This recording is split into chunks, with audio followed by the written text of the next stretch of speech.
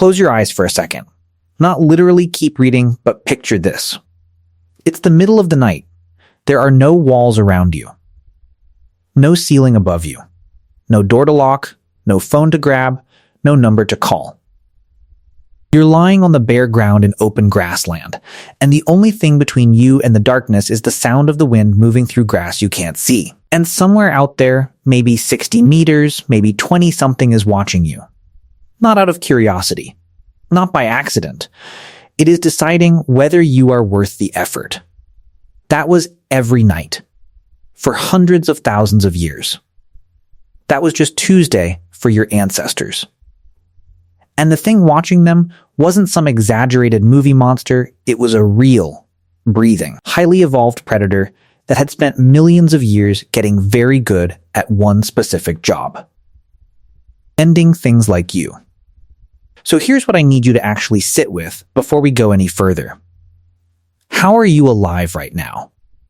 Seriously, you are the descendant of small, slow, soft-skinned creatures who had no claws, no venom, no armor, no speed, and no natural weapons worth mentioning, living in a world absolutely packed with animals that had all of those things.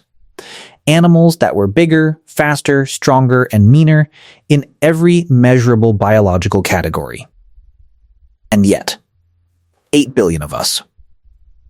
Here, thriving how, that's what we're getting into today. And I'm going to warn you up front, the answer is not what you think it is. It's not one thing. It never is. It's a layered, slow-building, almost unbelievable accumulation of adaptations and behaviors that stacked on top of each other across a time frame so vast your brain physically cannot picture it. But we're going to try. Buckle up, we're going back. Before we talk about how humans survived, we need to be brutally honest about what they were surviving.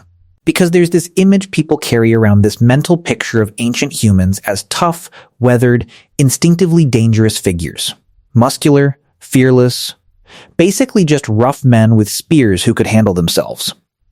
Stoic survivors who stared down predators over campfires. That image is a fantasy. Discarded entirely. Go back 2.5 million years. Early Homo species. Brain still in development. No fire. No language complex enough to coordinate strategy. No metal, no structured tools, no domesticated animals, no anything. They were small. They were slow. And biologically speaking, they occupied the same position in the food web as a medium-sized antelope. Prey, full stop. And the predators they were dealing with, this is the part people genuinely don't appreciate, were not the lions and leopards we picture today. Those are the survivors, the ones that made it through every extinction event that came later. The predators our earliest ancestors faced were worse. Significantly worse. There was Dinofelis, a saber-toothed cat built specifically for killing primates. Fossil evidence places its remains at multiple early human sites, and the hominin bones found alongside it show unambiguous bite marks. It wasn't hunting us occasionally. We were apparently a preferred target. There was Pachycrocuta brevirostris, a prehistoric hyena the size of a lion, with jaws capable of crushing the femur of an adult elephant. Not cracking, crushing, the bone just gave way. These animals roamed the same African landscapes as early Homo for hundreds of thousands of years. There were cave bears, Ursus speleus, standing nearly 12 feet upright, weighing close to 1,000 kilograms. There were multiple species of large crocodilians along every riverbank. There were giant eagles in various parts of the world whose talons matched the dimensions of a modern tiger's claws. And our ancestors needed water. Every single day. Which meant approaching rivers, lakes, water holes, the exact locations where every large predator also congregated, for the exact same reason every predator figured out simultaneously, prey animals need water. So if you position yourself near the water, the food walks straight to you. Every trip to drink was a risk calculation. Every night on open ground was a vulnerability. Every moment alone was potentially the last one. This is the actual starting point. not rugged cavemen with spears. Frightened, fragile, remarkably underpowered primates in a world designed, it almost seemed, to kill them. So what changed? It sounds almost insultingly simple. But the first thing that kept early humans alive wasn't a tool or a weapon or a discovery. It was each other. Group living is ancient, older than humans, older than primates, older than most things with backbones. But early humans leaned into it with an intensity that set them apart. And there are two separate reasons why it worked, and both of them matter. The first is pure mathematics. When you're alone and a predator is hunting, the probability that you are the one who gets caught is 100%. When you're in a group of 30, that probability collapses to roughly 3%, assuming the predator takes one target and moves on, which most of them do. Because predators are not running a vendetta, they're running an energy budget. If the math doesn't work in their favor, they find a different target.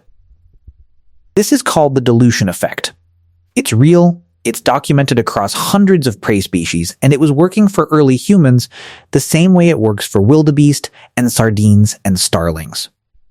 You don't have to outrun the predator. You just have to not be the unlucky one. But the second reason is more interesting than the math. Groups fight back. Chimpanzees, our closest living relatives, engage in coordinated group mobbing of predators. Not individual combat.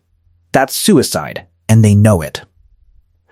What they do is collective, screaming, branch slamming, rock throwing, group advancement. Multiple individuals moving toward the threat from multiple directions simultaneously, creating noise, visual chaos, and unpredictable projectile risk.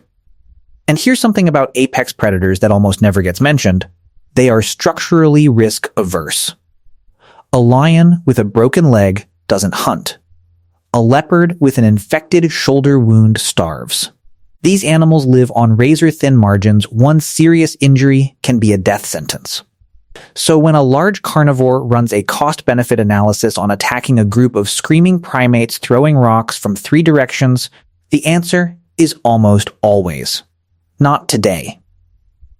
Find something easier. The groups that scattered when threatened didn't survive to pass on that instinct. The groups that held formation, made noise, and advanced toward the threat they made it. Natural selection filtered ruthlessly for cohesion. You are descended from the ones who stayed. Here's the thing about fire that no documentary ever quite captures. We know it was important. Warmth, cooking, light, yes, fine, we've all heard that. But when you actually sit with what controlled fire meant in the context of nighttime predator pressure, it becomes something else entirely. It becomes the single most consequential discovery in the history of life on this planet. Because here is what fire actually did. It inverted the night. Before fire, darkness was the predator's domain completely. The majority of large terrestrial carnivores are most active between dusk and dawn. They evolved in darkness. Their eyes, their instincts, their entire hunting methodology is built around the cover of night. Early humans, with no fire, were at maximum vulnerability for approximately 8 hours out of every 24. Every night. Without exception. Fire ended that. Not because fire made humans dangerous.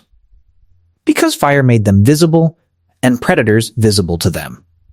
A fire burning at the center of a camp creates a perimeter of light that extends 40, 50, 60 meters in every direction.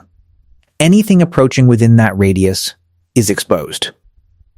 The darkness that predators depended on as a hunting tool simply stops existing inside that perimeter. The ambush, the foundational strategy of almost every large carnivore, becomes impossible. And beyond the light, there's the instinct. Almost every large land predator carries a hardwired aversion to fire. Not learned caution, deep, ancient, reflexive fear. These animals evolved alongside lightning strikes and wildfires for millions of years. Fire was uncontrollable, unpredictable, unstoppable. Their nervous systems learned to treat it as pure threat. A leopard prowling toward a sleeping camp, catching the smell of smoke on the wind 50 meters out, doesn't think through whether to approach. Something older than thought says, no. Turn around. The night became survivable. Sleep, which is a staggering vulnerability for any animal, and especially for a slow, soft-skinned one, became something that could be managed.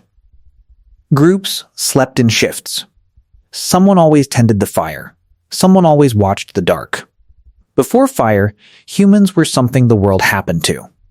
After fire, they started deciding what happened. The hidden survival tool, getting off the ground sleep, deserves its own conversation, because it's the vulnerability that almost never gets discussed directly. You sleep roughly a third of your life. For early humans, that meant 8 hours every night of near total sensory shutdown, in the open, surrounded by animals that hunt at night. If you designed a system meant to get a species killed, that would be it. So what did they do before they had consistent fire? They went vertical. Chimpanzees build fresh sleeping nests in trees, every single night elevated platforms that put them out of reach of ground-based predators. Skeletal analysis of early Homo species shows something revealing. Their shoulder and arm proportions retained strong climbing adaptations long after their feet had fully committed to bipedal walking on the ground. Evolution doesn't maintain expensive physical traits without reason. If their arms looked like climbers' arms, they were still climbing. Getting into a tree doesn't make you safe from everything. Leopards climb brilliantly, and there's fossil evidence of hominin remains in ancient leopard cache sites in trees. But a tree removes lions, hyenas, wild dogs, and virtually every other large predator from the equation entirely. It narrows the threat from everything to one specific animal, which is still a serious threat. But it's a categorically smaller problem than all of them at once. Then there were caves. Caves offered a defensible geometry that open ground could never provide. One entrance. One direction to watch, one direction to defend. Stone walls on 5 sides. Protection from weather, from wind, from the kind of wet cold that kills exposed mammals. But caves had an occupancy problem. Cave bears, cave hyenas, cave lions, these species, are literally named after the real estate they preferred. Moving into a cave wasn't finding shelter. It was potentially walking into the home of an animal that had been living there for decades and had fairly strong opinions about new tenants. The archaeological record shows sites where early humans and large carnivores alternated occupation of the same cave system over thousands of years. Essentially time-sharing, each evicting the other in turn. The fact that early humans kept attempting this, kept pushing into cave systems occupied by animals that could kill them, tells you something about how dangerous open ground felt by comparison. Every other adaptation we've talked about so far has a ceiling. Group size can only scale so far. Fire requires fuel and management. Elevated sleeping is limited by terrain. These are good solutions with physical limits baked in. Language has no ceiling. Here's what language actually changed in a survival context, stripped of everything poetic about it. Before language, knowledge died with individuals. A young member of a group who had never encountered a leopard had to discover through direct personal experience that leopards were dangerous. That experience was usually very brief and always final. The knowledge died in the same moment it was acquired. With even rudimentary language, that changes completely. I saw something near the eastern waterhole yesterday. Yellow coat, black spots, moves low to the ground. If you see tracks that look pressed in at the front like this, go the other way. That's a transmission. That knowledge now lives in the group. It lives in the children those people teach. It lives in the neighboring group they warn. It compounds. It accumulates. Over generations, a group's collective understanding of the predators in their territory grows far beyond what any single individual could observe in 100 lifetimes. The predators had claws and speed and strength and millions of years of evolutionary refinement. Humans had a library that never stopped growing. Over deep time, that is not a fair competition. Language also enabled something called the landscape of fear, a concept from ecology that describes how prey animals don't just react to predators when they're present. They maintain a constantly updated mental map of predator risk across their entire environment, and they modify their behavior based on that map. A gazelle avoids certain valleys at certain hours, not because a lion is there right now, but because experience has taught it that lions are likely there at that time. Early humans did this collectively. Individual observations fed into shared group knowledge. That knowledge passed between groups, between generations. This valley floods in the dry season and the crocodiles come upstream. The big cats den in those rocks in winter. Don't camp near that ridge at dusk. We lost 2 people there in my grandfather's time. A slow, soft-skinned primate with that kind of accumulated, networked, multi-generational threat intelligence is not the prey it used to be. And here's the underappreciated dimension of this. Language didn't just help individuals survive. It changed what groups were capable of becoming. When knowledge compounds across generations, you don't just get safer individuals, you get smarter groups. Groups that remembered which plants near which waterhole caused illness. Groups that knew the behavioral patterns of specific predators in specific seasons. Groups that could look at a set of tracks and not just know what made them, but know when, know where it was probably going, and know what to do about it before a single member of the group had ever personally encountered that animal before.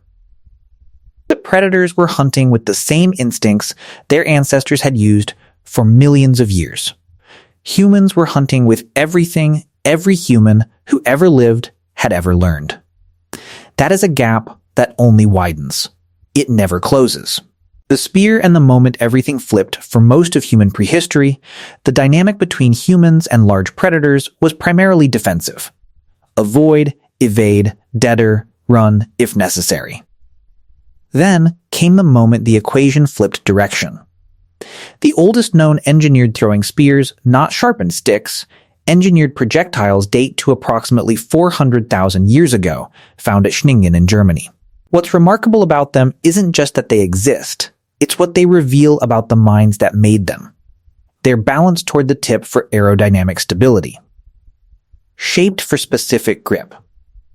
Made from spruce wood selected for its particular combination of flexibility and strength.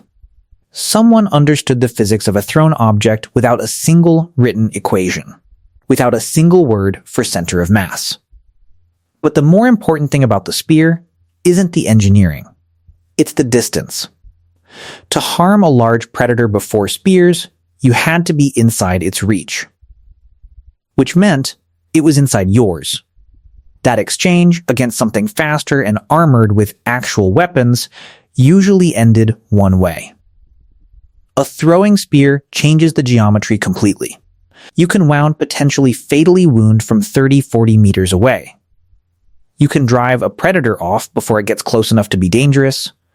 You can coordinate with your group so that wherever the animal turns, another projectile is coming from another direction. And predators learn.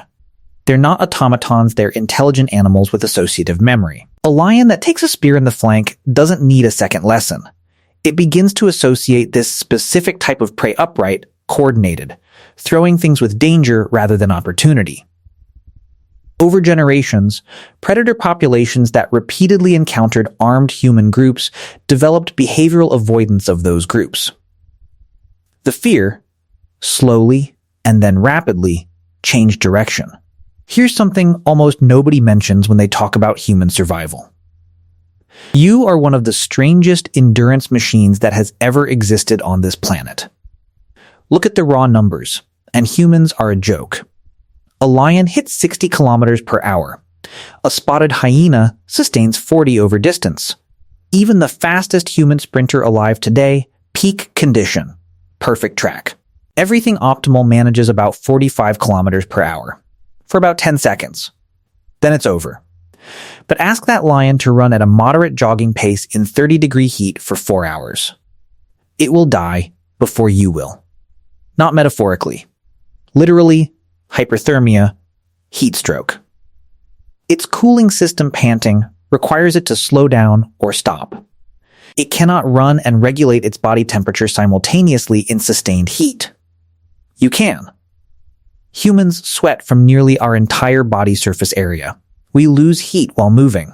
Our upright bipedal gait, which looks slow compared to a galloping quadruped, is remarkably fuel efficient. At moderate speeds. We use significantly less energy per kilometer than almost any four-legged animal our size running at the same pace.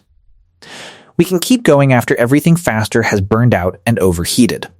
This is called persistence hunting, running prey to exhaustion rather than catching it in a sprint, and there are documented accounts of hunter-gatherer communities doing it against large animals well into the modern era.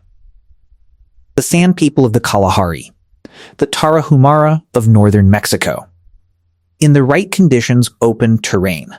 Midday heat, a group of humans jogging at a steady pace can pursue an animal until it collapses, unable to cool itself any further, and simply walk up to it. We are ugly, slow, soft-skinned, largely hairless, practically weaponless, and we can outlast almost everything alive if we keep moving. Around 50,000 years ago, something in the archaeological record shifts. Not gradually. Distinctly, symbolic art appears paintings in caves not as decoration but as information storage, as communication across time. Bone needles. Fishhooks, rope traps designed around imagining a future scenario days in advance and preparing for it. Layered social structures complex enough to coordinate action between groups that had never met, and coordinated hunts of a scale and sophistication unlike anything before. Not just group of humans chases animal until they catch it. Something different.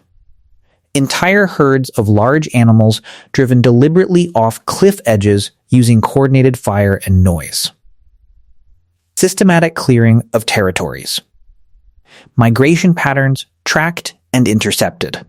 The archaeological record from this period shows something that has no precedent. Humans going after large predators not as self-defense, but as strategy. Cave lion bones processed for their pelts. Cave bear remains showing signs of ritual treatment, which tells you killing them had acquired cultural weight, cultural meaning. There are sites where the skulls of cave bears were arranged deliberately. It wasn't just survival anymore. It was a statement. We are no longer the thing that runs. The story of how ancient humans survived predators is also, unavoidably, the story of what happened to those predators once surviving became dominating. The woolly mammoth. Gone. The saber-toothed cat. Gone. The cave lion. The cave bear. The giant ground sloth. The dire wolf. Pachyrhinoceros and its elephant-crushing jaws. The Irish elk with its 4-meter antler span. The Haast's eagle. That bird of prey large enough to take human-sized prey. Gone, gone, gone, gone, gone, gone, gone, on nearly every continent. Within a few thousand years of fully modern humans arriving, the megafauna collapsed. The pattern is too consistent, too precisely correlated with human arrival to be coincidence. Climate shifts were a factor, but the variable that appears in every region, on every continent, at every time right before the collapse is us. These animals had survived ice ages, volcanic winters, tectonic catastrophes spanning millions of years. They could not survive a species that had fire and language and spears and 50,000 years of accumulated, networked, written nowhere, but remembered everywhere knowledge about exactly how to find them and exactly how to kill them. They never understood what had changed. One generation, humans were prey. And then, across what was in geological terms, basically a Tuesday afternoon, the entire dynamic of the planet's food webs rewrote itself around a single species that had figured out how to be more dangerous than anything evolution had ever accidentally built. We were not the biggest thing in that world. We were not the fastest. We were not the strongest. We were just the only thing that got smarter, faster than anything else could adapt. The predators never stood a chance. They just didn't know it yet.